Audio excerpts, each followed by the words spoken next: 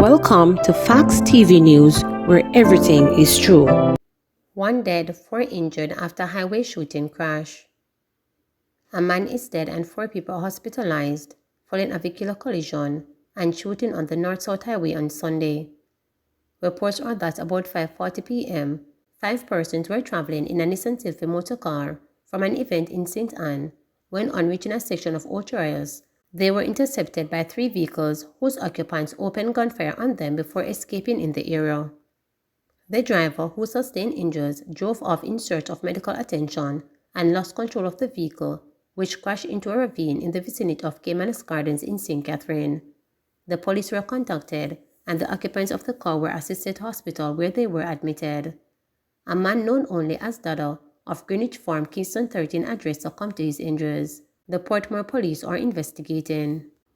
Tax offices to close early tomorrow. Tax offices island-wide will be closed early tomorrow afternoon.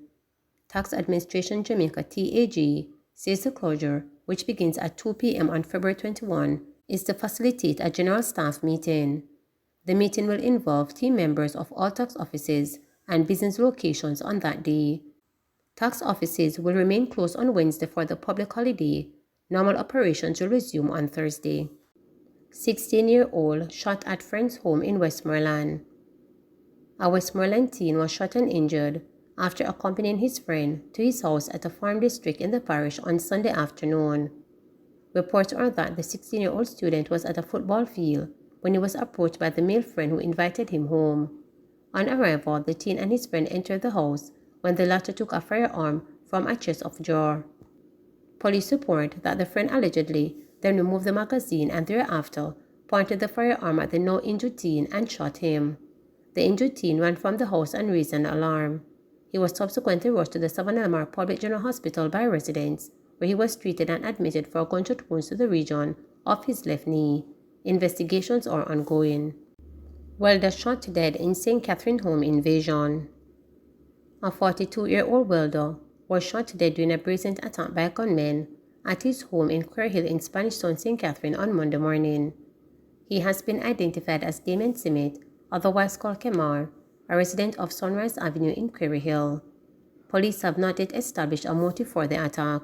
Information reaching reporter is that shortly before midday, Simmet was at home when he was pounced upon by gunmen who opened fire, hitting him all over the body.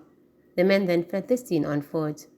The police were summoned, and when they arrived, saw the now deceased suffering from what appeared to be gunshot wounds all over his body. He was assisted to the Spanish Town Hospital where he was pronounced dead. The police, upon processing the crime scene, retrieved 7 9mm spent casing. Second Grand Bahia worker killed near hotel identified. The employee of the Grand Bahia Principal Hotel in Runaway Bay, St. Anne, was killed in a hit and run in the vicinity of the hotel this morning, has been identified. He is 40-year-old bartender Franz Johnson of Farm Heights, Montego Bay, St. James. Police reports are that the incident happened around 8:20 a.m. Information reaching reporter is that Johnson was walking along the side of the road towards the hotel when he was hit by a Great Toyota Allion. He was taken to hospital where he was pronounced dead. Johnson is the second employee of the hotel to pass away in the same vicinity in the last 3 days. On Saturday, 25-year-old Chef Omin Brown of San Maria Drive Hopewell District in St. Anne died from injuries he sustained from a crash in the same vicinity. The manager for external relations at the Grand Bahia Principal Hotel, Fabian Brown, said both incidents are beyond unfortunate. So we have had 2 very unfortunate situations. To say it is unfortunate is really an understatement. On the weekend, we had a motor vehicle accident in the vicinity of the hotel, and this morning, unfortunately, we had another accident. This one was a hit and run, but in both cases, members of the staff were involved. Naturally, you would appreciate the gloom and the challenge and the stress that has overcome the entire team that we have. They are doing their best right now to weather the storm, as it were, he said. Brown underscored that counseling is taking place, while the families of the employees have also been contacted. Our Human Resource Department is working assiduously in terms of counseling and support to assist in very, very challenging and trying times. You would appreciate that to have any of your colleagues being impacted is in itself a challenge, let alone a situation where you understand that there is a fatality involved, he noted. 6 years of grief.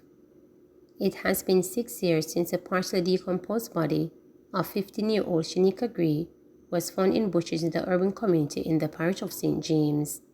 And while the girl's name has become a distant memory in the minds of many, her family is still filled with grief, as one of the suspected perpetrators of this heinous crime has not yet been brought to justice, said Shanika's aunt, Nikita Gray. The body of the young girl was found by a search party of family and friends on February 1, 2017, 3 days after she was reported missing. She had multiple stab wounds to the chest. Shanika was last seen after attending the funeral of a former Greenpond High School student in Lottery, St. James. She was a grade 10 student at the same secondary school. In the days following the discovery of the girl's body, then 23-year-old Maria Morrison of Bumble District, Hanover, and 31-year-old Gregory Roberts, a taxi driver of Maronton, St. James, were arrested and charged following interviews with the police. However, Nikita told reporters that the family has not received any form of closure as the court case is still ongoing 6 years later. There has been several times when we have gotten dates for us to be at court, but there has been no progress in this courthouse in Montego Bay. As the case calls up, it gets put off.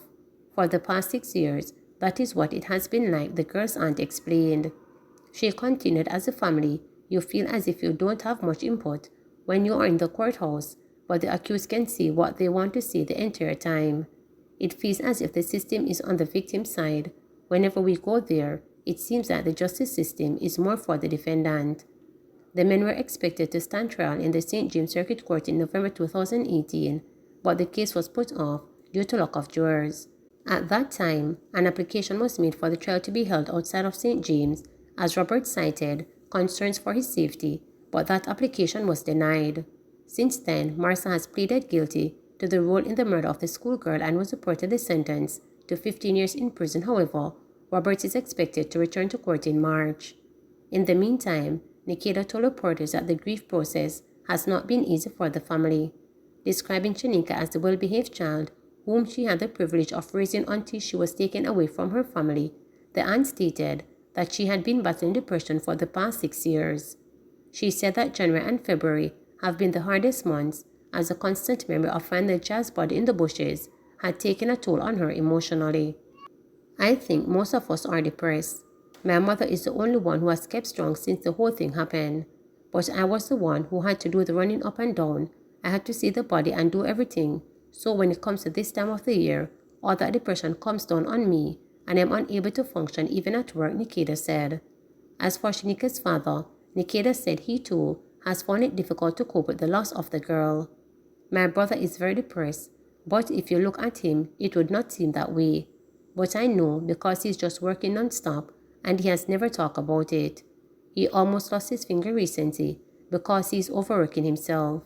He has been trying to find things to do so he doesn't have to think about this, Nikita told reporters. The incidents surrounding the girl's brutal murder have remained unknown to the family. It is speculated that Shanika, in her attempt to return to the home of her mother, where she was staying for the weekend, entered a taxi in downtown Montego Bay. The child's body was found a few miles away. Nikita said that her family had still not come to grips with the reality that the girl whom they cherished and protected had met a brutal murder on one of the few days that she took public transportation.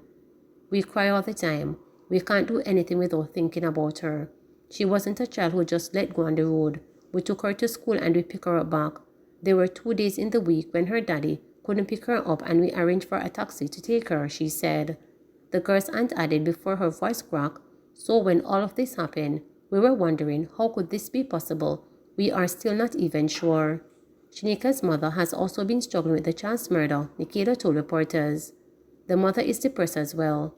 During the time that it happened, she could not continue working or stay at the house. She was there alone and the constant reminder was too much, so she went to Florida and did not come back. I talk to her at least once a month, and every time we talk, the emotions are a lot to handle, she said. Please remember to subscribe, like, share, and click the notification bell.